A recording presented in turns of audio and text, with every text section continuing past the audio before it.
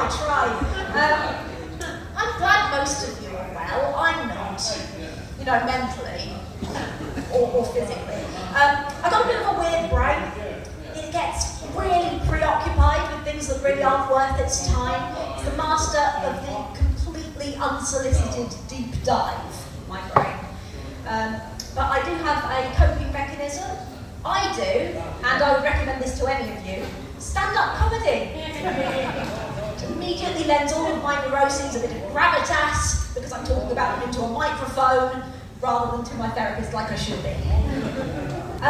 So the thing that my brain has been getting preoccupied with lately is a certain poem, and what I think it says about us as a society and as a species.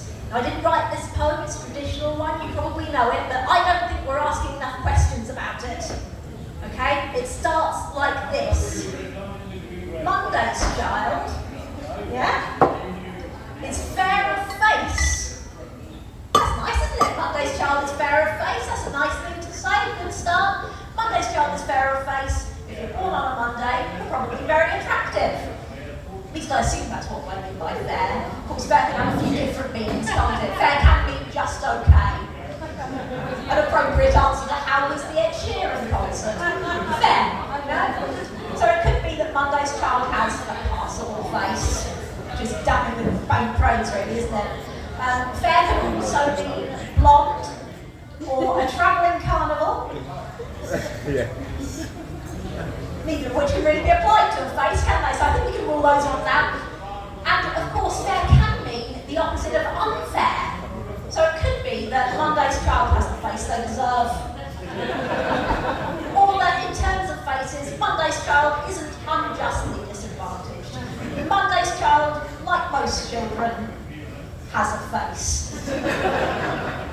I think it's reasonable to assume that they mean fair isn't pretty, but you can see how dense with meaning this poem is. You can see why it's been percolating around my brain for so long. Did I say percolating? Yes, I did. Do I say percolating every time I do the set? Yes, I do. Is it the right word? Not sure. We carry on. Okay. Second line, Monday's child is fair of face, Tuesday's child, full of grace. That's nice too, isn't it? 2 for 2. Love that for them. Tuesday's child is full of grace.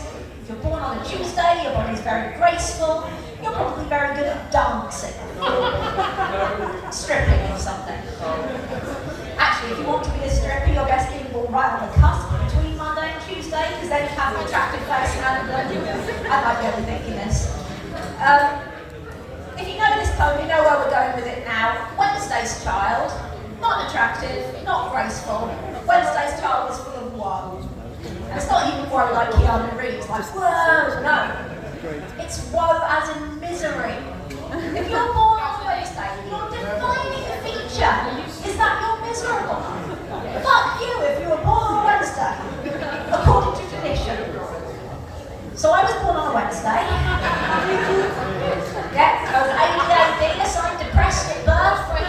And in my defence, I have met, if not surpassed, my potential, so go me. To quickly finish off the poem, Thursday's child has far to go. If you're born on a Thursday, you pop out of your mother's downstairs area, your midwife immediately drop kicks you right away across the field, the crowd goes wild. That's what happens if you're born on a Thursday. Friday's child is loving and giving, so if it's not so much stripping as sex work you're into, ideally you want to be born on a Friday. Saturday's child works hard for a living, and he has to, because he's not attractive or graceful or kind, but at least he was born on a Wednesday. And finally, the child that was born on the Sabbath day is bonny and live and good and homosexual, and that's the end of that poem. A load of rubbish. Now, don't get me wrong, I think it's absolutely fascinating and delightful the way we as humans find meaning and patterns in things, but it can lead us to do illogical stuff like trying to put human beings in categories. And am I supposed to alphabetize you? Is that? I think that would be too much like hard work. I think the comedy would run out quite quickly if I attempted that. You absolutely cannot colour code people. That's racism. But people still try and put other people in categories. Like, I don't know about you, but I have some traits. Yeah, I have some tendencies. there are some things about me.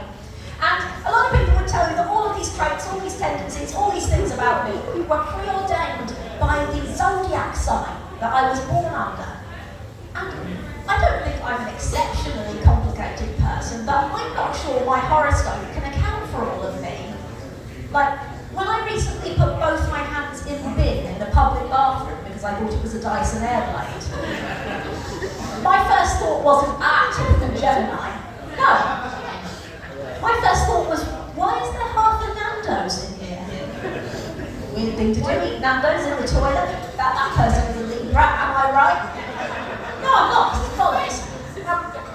We need a better way to categorise people, you know, if we must categorise people. And my pitch for this, okay, bear with me, the Dewey Decimal System. Now, if you don't know, the Dewey Decimal System is the system that librarians traditionally use to categorise different types of books.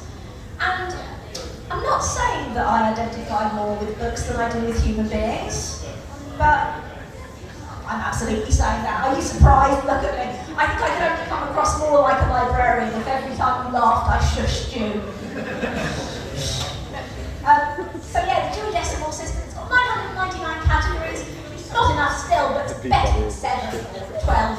And it's a lot less cryptic. I think it kind of works. I've made some tentative forays into this. I started categorising a few people under the Dewey Decimal System. My crush that I've got a crush on, I have put under 611. My ex, 616, diseases. For myself, I wasn't sure, but in the end, I went for 157. That's previously emotions and now no longer used.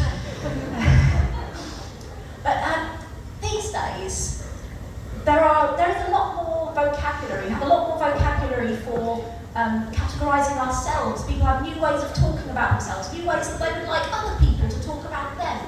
And I think this is brilliant, but there are a lot of people out there who get very, very cross with the way people choose to identify themselves. Oh, they get so cross. I've been online dating recently, and I came across one guy's profile. I didn't come across it. As soon as I saw his bio, my vagina just, no thank you, closed for business. Because this guy's bio said, I refuse to acknowledge anyone who uses pronouns. Now, if you know anything about grammar, you'll know where I'm going with this. I would like to think that this is now a dead profile because that guy at some point had a kind of grammatical epiphany about the words I and anyone, and immediately by his own rules ceased to exist. The way that I like to identify myself, though, the thing that makes most sense to me, is to identify myself in terms of the way in which my brain is broken. I have a lot of friends who have anxiety. I myself suffer from depression because I was born on a Wednesday. I also have ADHD. And one of the symptoms that I experience has the best and the least appropriate name. It's a thing called executive dysfunction. Oh, what a name, executive dysfunction. It just means that you really struggle to get things done, but oh, what a name. Oh, ambassador. With this executive dysfunction, you're really stopping me from going to the toilet or making my dinner. Sorry I couldn't attend your soiree last night. I was attending an executive dysfunction. I was disassociating for a full hour in the middle of getting dressed, just staring at my own arm and not writing the final joke for this set. You've been absolutely brilliant. I unfortunately have been Chrissy Derbyshire. Thank you. Sorry, it's what you did. You too.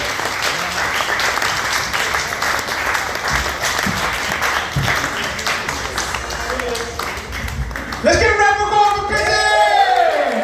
Okay, ladies and gentlemen.